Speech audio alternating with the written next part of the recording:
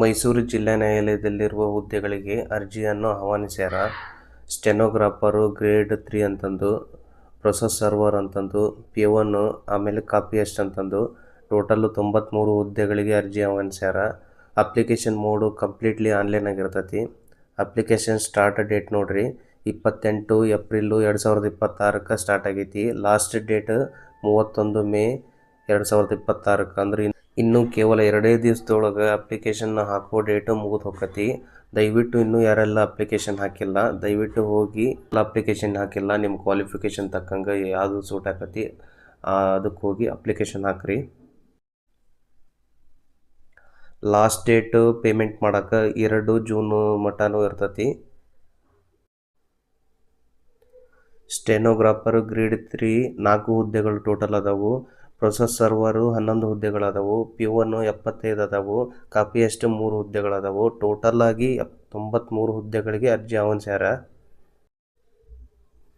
Education qualification ನೋಡ್ರಿ SSLC ಆಗಿರ್ಬೋದು, PUC ಮುಗಿದವರಾಗಿರ್ಬೋದು application ಹಾಕಬಹುದು. ಇನ್ನೂ ಎಜುಕೇಷನ್ ಕ್ವಾಲಿಫಿಕೇಶನ್ ಬಗ್ಗೆ ಹೆಚ್ಚಿನ ಮಾಹಿತಿಗಾಗಿ ನಿಮ್ಗೆ ನೋಟಿಫಿಕೇಶನ್ ಎಲ್ಲಿ ಸಿಗ್ತೈತಿ, ಫ್ರೀ ಜಾಬ್ ಅಲರ್ಟ್ಸ್ ಒಳಗೆ ಎಲ್ಲಿ ನೋಟಿಫಿಕೇಶನ್ ಸಿಗ್ತೈತೆ ಅನ್ನೋದು ನಾನು ನಿಮ್ಗೆ ತೋರಿಸ್ತೀನಿ, ಅಲ್ಲಿ ನೋಡ್ಕೊಳ್ರಿ. ಮೇನಾಗಿ ಏಜ್ ಲಿಮಿಟ್ ನೋಡ್ಕೊಳ್ರಿ.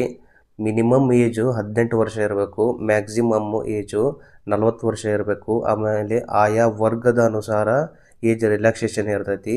45 ವರ್ಷದ ಮಟನೂ ಏಜ್ ರಿಲ್ಯಾಕ್ಸೇಷನ್ ಇರ್ತೈತಿ. ಸ್ನೇಹಿತರೆ, ಇನ್ನೂ ಯಾರೆಲ್ಲ ನನ್ನ ಚಾನಲ್ನ ಸಬ್ಸ್ಕ್ರೈಬ್ ಮಾಡ್ಕೊಂಡಿಲ್ಲ ಆದಷ್ಟು ಬೇಗ ಸಬ್ಸ್ಕ್ರೈಬ್ ಮಾಡಿರಿ. ಬಾಜು ಒಂದು ಬೆಲ್ ಐಕಾನ್ ಇರ್ತೈತಿ, ಅದನ್ನ ಕ್ಲಿಕ್ ಮಾಡಿರಿ. ಆಲ್ ನೋಟಿಫಿಕೇಶನ್ ಕ್ಲಿಕ್ ಮಾಡಿರಿ. ಪ್ರೊಸೆಸ್ ಸರ್ವರ್ ಪೋಸ್ಟ್ನವ್ರಿಗೆ ಯಾ ಕ್ಯಾಟಗರಿ ವೈಸು ಫೀಸ್ ಎಷ್ಟಿರ್ತೈತೆ ಅನ್ನೋದು ಒನ್ ಟೈಮು ನೀವು ನೋಡ್ಕೊಳ್ರಿ. ಆಮೇಲೆ P1 ಪೋಸ್ಟಿಗಾಗಿರ್ಬೋದು, ಕಾಪಿಯಸ್ಟ್ ಪೋಸ್ಟಿಗಾಗಿರ್ಬೋದು, ಸ್ಟೆನೋಗ್ರಾಫರ್ ಗ್ರೇಡ್ 3 ಪೋಸ್ಟಿಗಾಗಿರ್ಬೋದು ಕಂಪ್ಲೀಟಾಗಿ ನೋಡ್ಕೊಳ್ರಿ.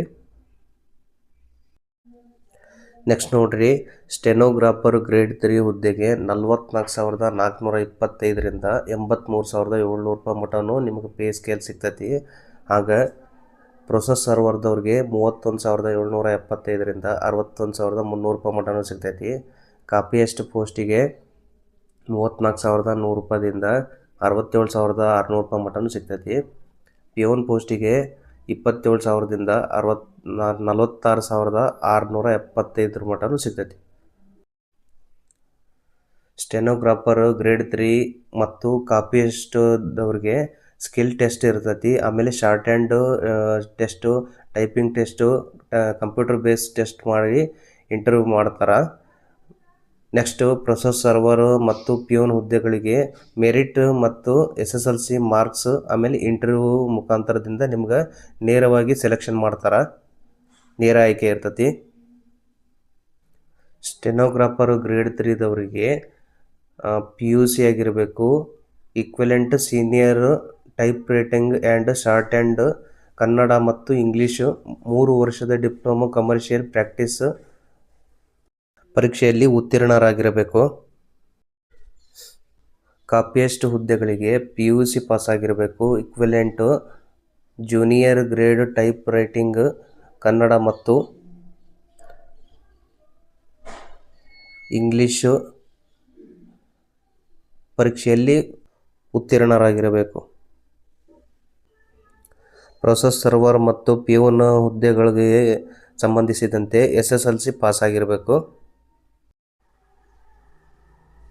ಫ್ರೀ ಜಾಬ್ ಅಲರ್ಟ್ಸ್ನಾಗ ಲಾಸ್ಟಿಗೆ ಸ್ಕ್ರೋಲ್ ಮಾಡಿದ್ರೆ ಎಲ್ಲ ಹುದ್ದೆಗಳ ಬಗ್ಗೆ ನೋಟಿಫಿಕೇಷನ್ನು ಅದಾವು. ದಯವಿಟ್ಟು ಅಲ್ಲಿ ಹೋಗಿ ನೀವು ನೋಡ್ಕೋಬೋದು.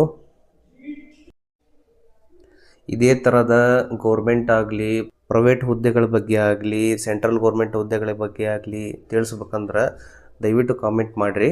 ನಮಸ್ಕಾರ.